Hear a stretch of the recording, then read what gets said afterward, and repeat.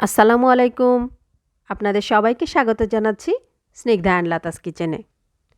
আজকে স্নিগ্ধা অ্যান্ড লতাস কিচেনের পক্ষ থেকে থাকছে বাঙালির খুবই পছন্দের একটি রেসিপি, লাউ চিংড়ি। আজকের এই লাউ চিংড়িটি আমি রান্না করব খুবই অথেন্টিক একটি পদ্ধতিতে। গ্রামে আমাদের নানি দাদিরা খুব কম তেল মশলায় যেভাবে এই লাউটি রান্না করত, আমি আজকে চেষ্টা করেছি সেভাবে লাউটি রান্না করার জন্য। আর লাউ রান্নায় সবচেয়ে ইম্পর্ট্যান্ট বিষয়টি হচ্ছে লাউয়ের যে সবুজ রং, এটা অক্ষুণ্ণ রেখে লাউটিকে রান্না করা। তো চলুন দেখে নেওয়া যাক এই অথেন্টিক পদ্ধতির লাউ রান্নাটি। রেসিপিটি দেখতে হলে সম্পূর্ণ ভিডিওটি দেখুন আর আমার সাথেই থাকুন। আমি এখানে নিয়ে নিয়েছি মিডিয়াম সাইজের একটি লাউ। লাউ নির্বাচনের সময় সবসময় চেষ্টা করবেন কচি লাউটি নেওয়ার জন্য।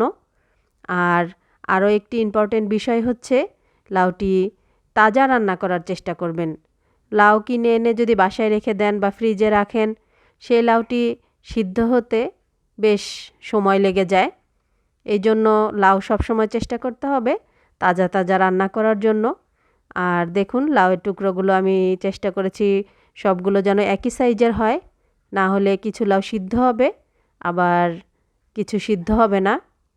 আমি এখানে লাউয়ের যেই বাটাটি ব্যবহার করব সেটি আপনাদেরকে দেখিয়ে দিচ্ছি।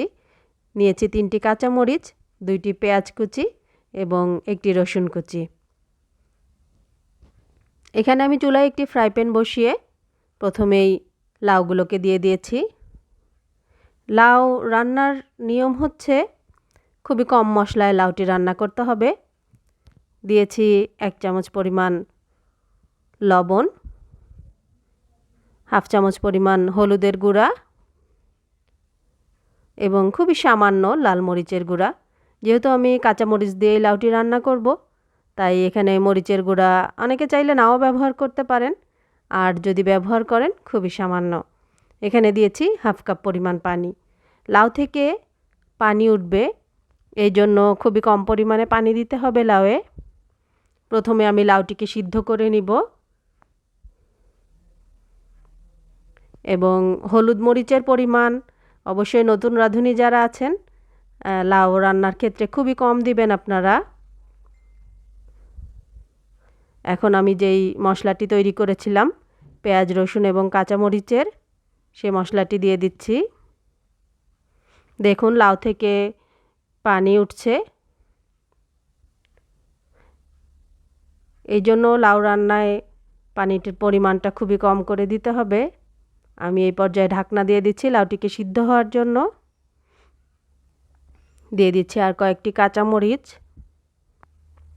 আমি লাউটিকে কিন্তু তেলের মধ্যে কষাইনি, এখানে সামান্য পরিমাণে তেল দিয়ে চিংড়ি মাছগুলোকে আমি তেলের মধ্যে ভেজে নিচ্ছি। মাছে সামান্য পরিমাণে হলুদ এবং লবণ দিয়ে দিয়েছি। আমি এখানে তেলের পরিমাণটা একটু বেশি দিয়েছি, কারণ তেলে আমি লাউটা কষাইনি। মাছ ভাজার যেই তেল, এই তেল সহ মাছ ভাজিটা আমি লাউয়ে দিয়ে দিব। এবং লাউ রান্নায় সবসময় চেষ্টা করবেন কম পরিমাণ তেল দেওয়ার জন্য। মাছটি যখন ব্রাউন হয়ে এসেছে, এই তেল সহ চিংড়ি মাছটি লাউয়ের মধ্যে দিয়ে দিচ্ছি।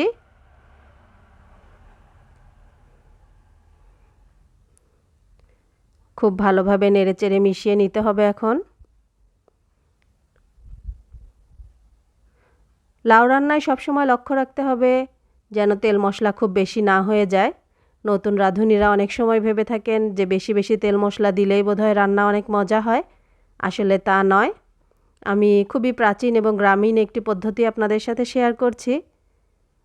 এভাবে বাসায় লাউ রান্না করে দেখবেন খেতে কতটা চমৎকার, এবং লাউ খুবই দ্রুত সিদ্ধ হয়ে যাবে।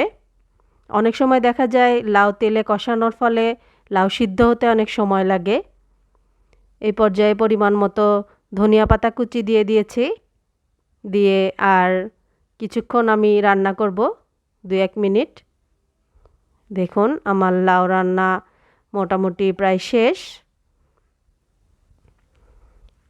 কিছুক্ষণ চুলায় রাখার পর আমি এখন একটি সার্ভিং ডিশে নিয়ে নিচ্ছি। আপনারা লক্ষ্য করুন আমার লাউয়ের যে সবুজ কালারটা অনেকটাই সেই কালার রয়েছে,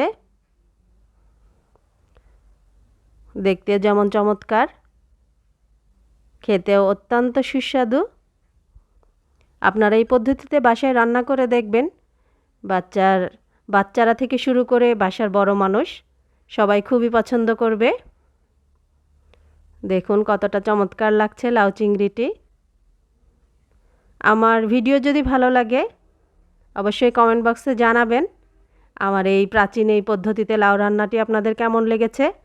আর সবচেয়ে বড় কথা হচ্ছে যখন রান্না করবেন তখনই বুঝতে পারবেন এর স্বাদ। খুব তাড়াতাড়ি আবার হাজির হয়ে যাব আপনাদের সামনে নতুন কোনো ভিডিও নিয়ে বা নতুন কোনো রেসিপি নিয়ে। সেই পর্যন্ত সবাই সুস্থ থাকবেন, ভালো থাকবেন। আল্লাহ হাফেজ।